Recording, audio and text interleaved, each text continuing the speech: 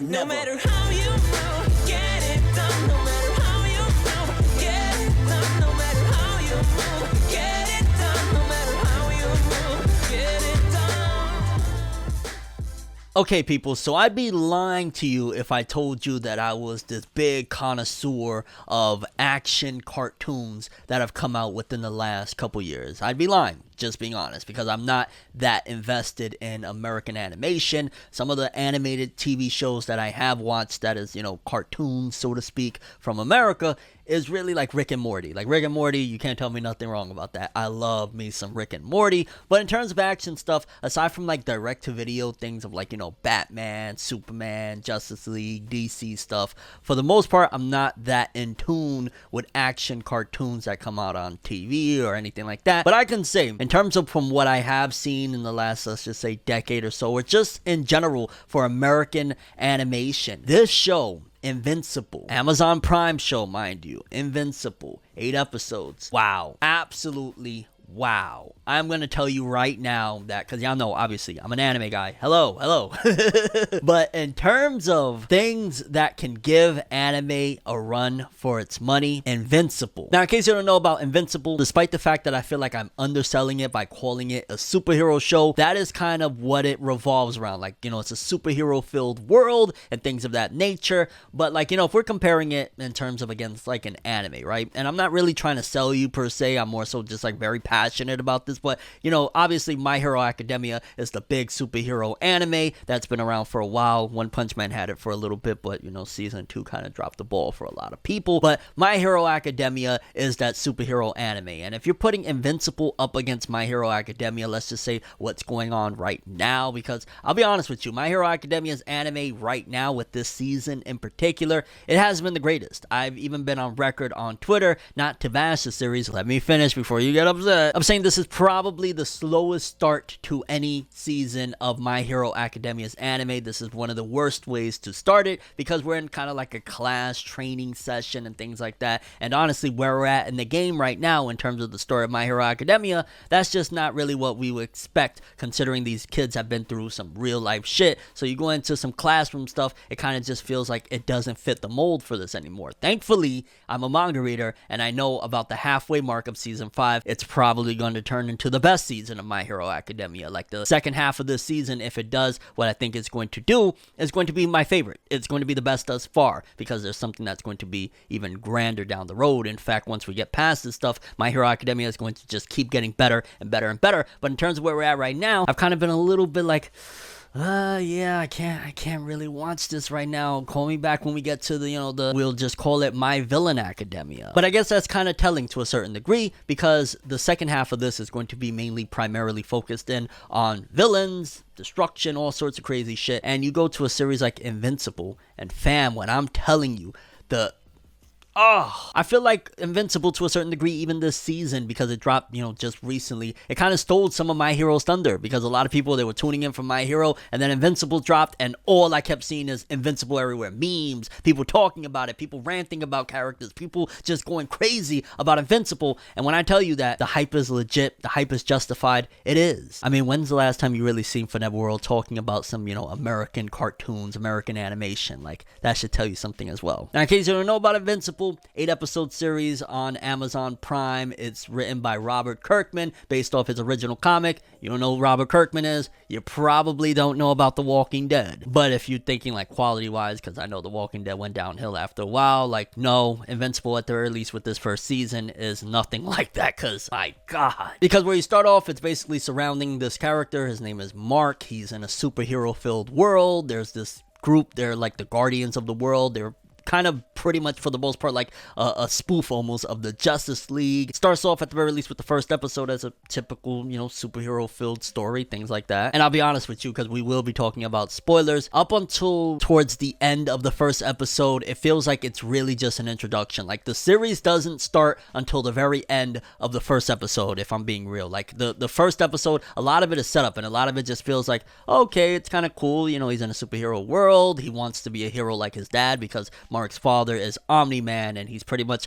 the Superman of this whole world. To be honest with you, a lot of this kind of feels somewhat like a take on something that would be done, and probably has been done, to be honest with you, with Superman and the Justice League, but we'll get to that in a bit. Because the first episode, again, up until towards the end, really just gives you the world, gives you the characters, gives you, a lot of setups. Mark is not really all that special. He hasn't developed his powers yet. His father kind of is hoping he doesn't develop powers, which is kind of odd considering all Mark wants to be like is his father. But yeah, it's basically a setup. But in the midst of all that, and throughout the series, the art and animation, because I want to comment on that too, great, awesome. I'd argue maybe the very first episode isn't as great looking as the rest of it, because it starts off a little bit choppy, I'm not gonna lie, like with the bank robbers, or were they breaking into the bank, if I'm not mistaken, those two guys, I can't remember their names at this point, but when they're breaking in, it kind of looked a little bit wonky. As the series kept going, I was like, oh, okay, no, it kind of stabilizes. And I honestly feel like this series also covers both bases. Like, if you're more so into, like, you want diversity in your story, it serves that, but also if you want some epic, just straight up awesomeness, it has all of that too. Like, it serves everybody. It has, like,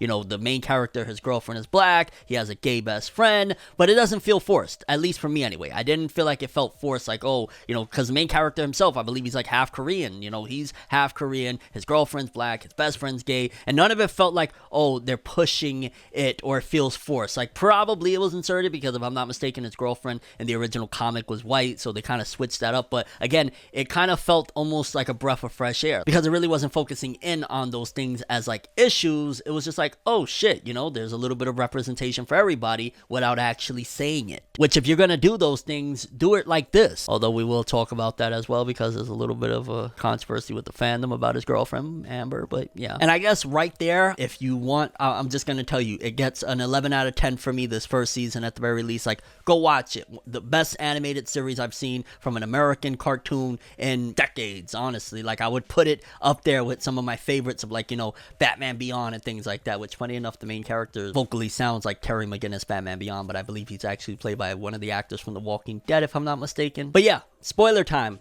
You've been warned. Because the end of episode 1, Omni-Man, again, Mark's father, the Superman of this verse, he calls in a secret meeting. Well, at the time, you don't know that he called in the secret meeting, and he basically kills each and every member of this Guardians of the World, basically Justice League-esque group. And it's brutal, it's crazy, it threw me for a loop, because the way I seen it, I actually did not get to that part in my first time around. Like, I watched a good chunk of the episode, I was like, oh, this is kind of cool, I'll get back to it. Then on the second time around of me sitting down and watching it, that's when I was hooked, and I just couldn't stop, because it is just brutal, it is crazy, it is shocking, it is like, what it basically feels like this is Superman gone rogue, and I'm sure that's been told in the comics before, it's probably even had, but it just was insane, it was awesome, and that vibe is what really kicks off the series. Like, the first episode, majority of it feels like it's misleading you into a whole different type of story, because once Omni-Man kills the entire Guardians, it's like, what the hell? And I think one of the things that really drove it, for me at the very least as well, is the fact of, well, why did Omni-Man do that? What is going on here? Because he's from Viltrum, he's a Viltrumite,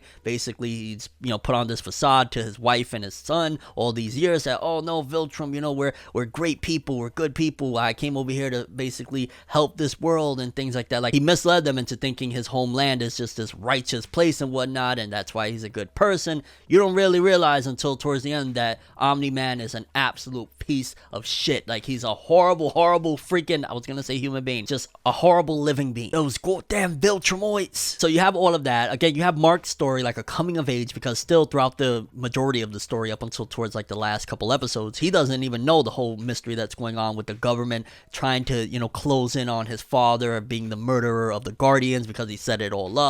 Cecil is really dope as well. I like that. He's kind of just this hell-bent government agent trying to close in on this traitor, and it just, honestly, I don't know, man. This was a breath of fresh air. This is like, I feel like anime as a whole would have a very, very difficult time if we had more animated series like this, with this level of storytelling, with this level of action, drama, suspense. Because like I said earlier, it really serves everyone, this story, because you got like, okay, the dramatic stuff, the mystery, the government, you have the new Guardians setting up, which that's also amazing how in these 8 episodes I came to like and enjoy and get interested in a good majority of the Guardians, even not just like, Mark and Omni-Man and that giant mystery of Omni-Man and the old Guardians. Like, I'm caring about the robot. I'm caring about those two bandits, the clones that keep breaking out and, you know, fighting each other over, you're the clone, no, you're the clone. Like, I'm invested in a lot of these characters in a short amount of time. I mean, probably out of all the Guardians, I didn't really care for Adam Eve too much. Like, her character design was great, and, you know, the drama with Rex cheating on her, that was kind of big. But after that, with her trying to find herself and going into the woods, I was like, whatever. I feel like she should have ended up,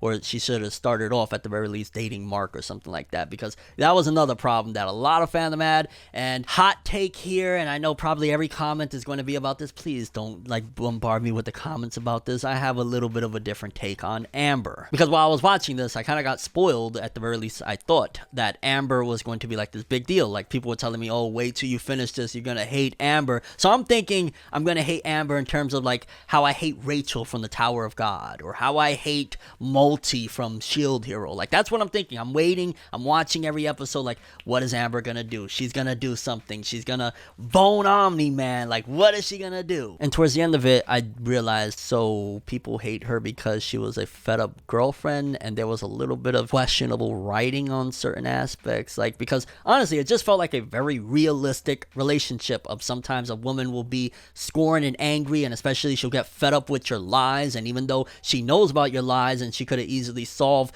a lot of your problems, she's still going to put you through it. That's just the way it is. It felt like a real relationship. But a lot of people hate Amber, and I remember I even recently tweeted about like, yo, what's the big deal about Amber? And people just kept coming at me, and I get it, and I know me even opening up this can of worms in this video is going to lead to a lot of people coming at me. But yeah, I gotta keep it real. I didn't feel like that big of a deal about Amber. I best you could say at times she got annoying for me, and like, yeah, you know, you put him a little through it emotionally, but she forgave him in the end anyway, even after they went at it and she kept getting lied to. And, you know, to put a whole point into the argument about the whole Amber situation, yeah, she could have, because considering she knew that Mark was, you know, invincible throughout it, she could have told him about it. But also, if he wasn't going to be trusting, and considering he has this giant responsibility, he could have just left her alone, considering she's not one to play around with this whole secret shit. That's just me.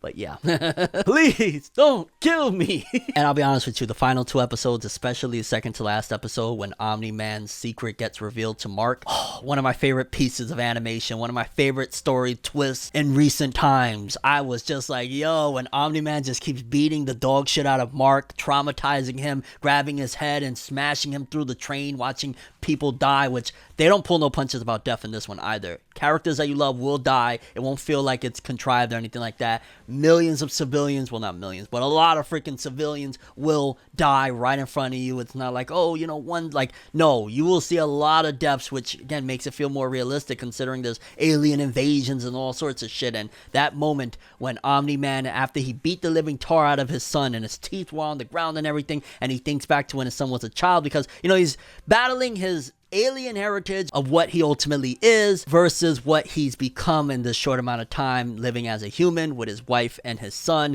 And when he leaves off and you could tell that he cried, that was a really tough scene to watch. I loved every minute of it, and honestly, I'll just keep it real, I've become at the very least a fanboy of Invincible. Like, I really love this show, and I am so thrilled that they announced it. I think they already announced the season 2. I'm not sure if they announced the season 3. I want to say they even announced the season 3, but I know for sure season 2 they already announced it, and I'm gonna be glued to my chair. This was incredible. And just to circle back, yeah, I could see why a lot of people are saying Invincible stole the show and My Hero Academia has some big shoes to fill, which I think it will. I think especially when we get to the second half of season 5, it'll really pick up. But Omni-Man, the Guardians, Mark and his problems, even, you know, his relationship troubles with Amber, the show is incredible. Like, yo, Robert Kirkman, I don't know what the hell be going on through his head that he could create hit after hit from The Walking Dead to Invincible, but I loved every minute of it, and I can't freaking wait. I'm curious what you guys think, though. If you haven't seen it, are you gonna check it out? And people who have seen it, any thoughts, comments about the story, Omni-Man, theories, just, oh, this was so freaking good, and a breath of fresh air for an anime fan like myself to watch an American animated show, which, by the way, in case you don't know, like, this all right through here is all like Batman Beyond, Batman the Animated Series, Superman the Animated Series, Static Shock, like, that's all American cartoons, so that's the type of shit that I like, and this delivered on that level, and probably better than a lot of yeah, I don't want to get into that. But that's all I have for this one. Thanks for watching. Hope you enjoyed. If you liked anything I had to say or enjoyed the video, drop me a like. I'd greatly appreciate it. And if you want more from me, make sure to subscribe. Follow me on Twitter, Instagram. Hit that bell to get all notifications. And if you want to follow any of my other social media, links in the description below. I'm ForneverWorld, and as always, people, have an awesome day. And remember the golden rule. Anime and manga For life, boy. Have an awesome day. Peace in, and watch Invincible. Watch Invincible. Fam, watch Invincible. Have an awesome one.